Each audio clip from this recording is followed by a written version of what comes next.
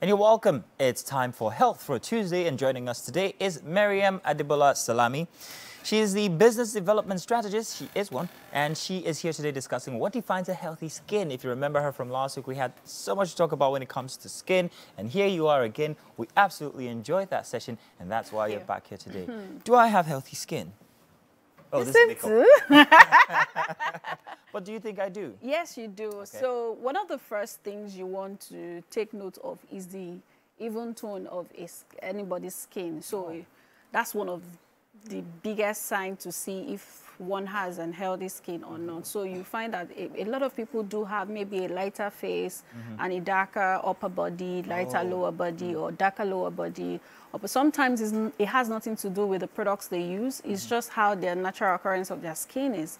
The second thing is moisturizing. So your skin is supposed to naturally moisturize itself. Remember I mentioned remember I mentioned last week that you know, I mentioned that last week that our skin is a reflection of whatever we put in or on it.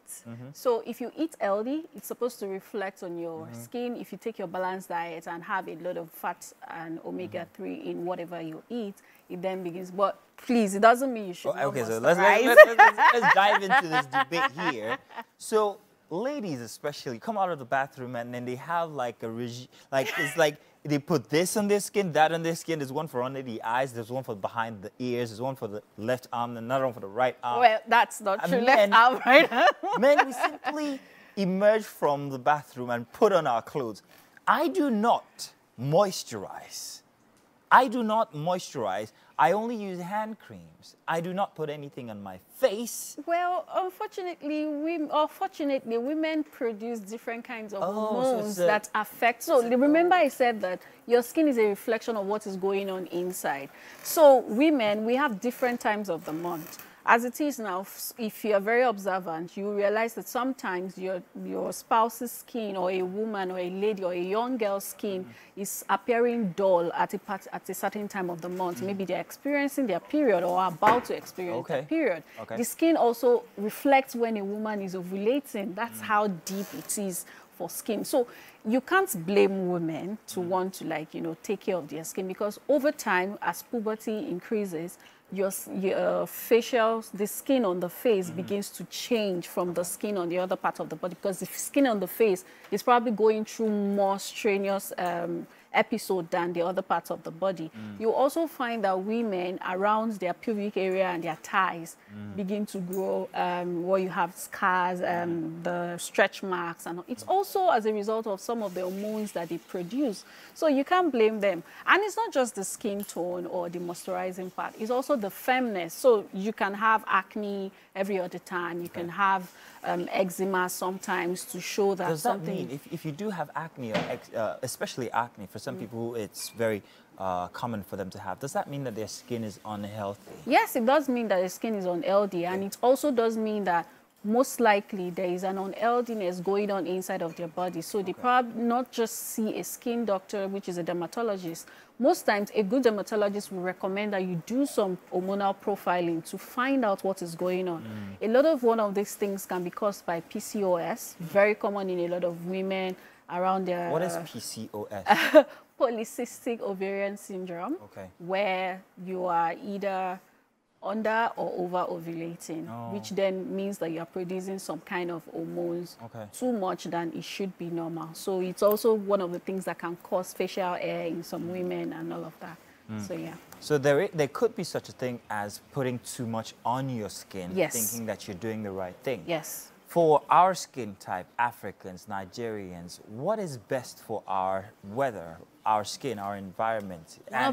Is it different if I live in Lagos from when I live in Ideze in Delta State? It can be, because how we are susceptible to the sun, which is the adverse is the UV rays, is quite different. So my skincare routine in Lagos or in Ibadan might be different from someone in the north, because the sun there is quite harsh.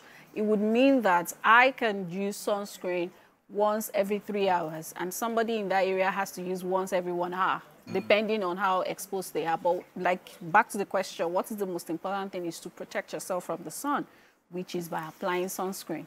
And it's not just adults. Even children have products that contain sunscreen or particular sunscreen they should use when they are going out or spending more time. And what is the alternative, natural alternative to sunscreen if I can't afford what I find in the shops, which are often very expensive? Okay, so shea butter is one of the most, you know, I mentioned the shea butter last week. Shea butter is one of the most versatile raw material you can find anywhere. But finding the good shea butter is one of the concerns. So it can't be shea butter that has been overly exposed or overly kept. So it has to be fresh. Okay, well, that's very interesting. So skincare is, I mean, your skin is a meter to telling how healthy you are. If I was to perhaps, let's say, in a roundabout way, say, for those of us who don't moisturize now, is it, how do I put this question? Is there a side effect to that? Is there, thank you, is there a side effect to not moisturizing? Yes, so you will find out that for somebody, your age group. I'm 25. You wish, right? Well, let's assume you're 25 and believe you're 25 and proclaim that you're 25. For somebody your age group, you'll find out that if they moisturize correctly and use soap correctly, your skin will begin to crack earlier than their own skin sometime in the future. What? Are you scaring me into going into a shop and buying moisturizers? It doesn't have to be anything elaborate. It's just something that has some level of oil. Cracking earlier in age. Because I'm not moisturizing currently. If I had started moisturizing earlier, I would perhaps not crack until I'm 65. You know, is that what you're saying? Young guys. I would like to accept that challenge. You should. I'll meet you when I'm 65. And see, I told you so.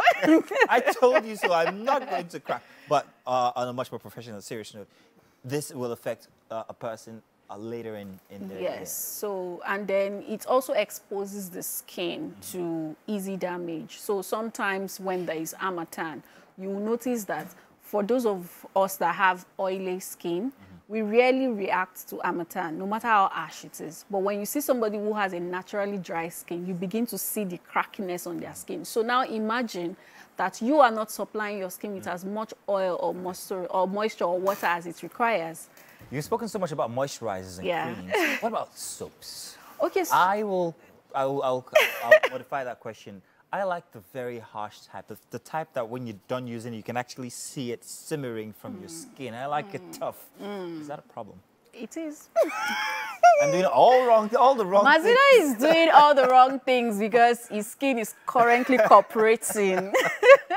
Okay, so how's that a problem? Soap should not be ash. So soap, the main purpose of using soap is to cleanse, not to erase or remove, right?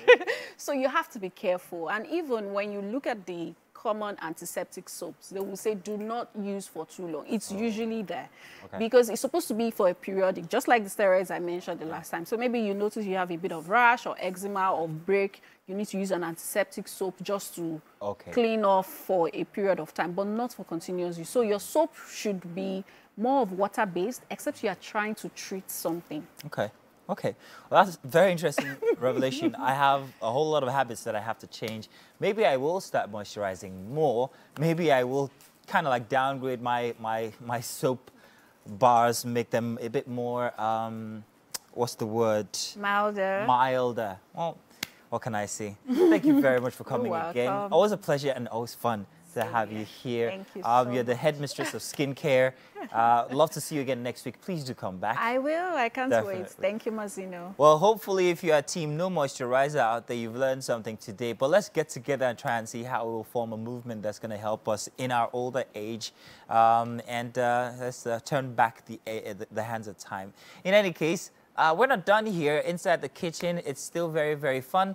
I think there's a lot happening. So just let's see. Titi, what's happening right now?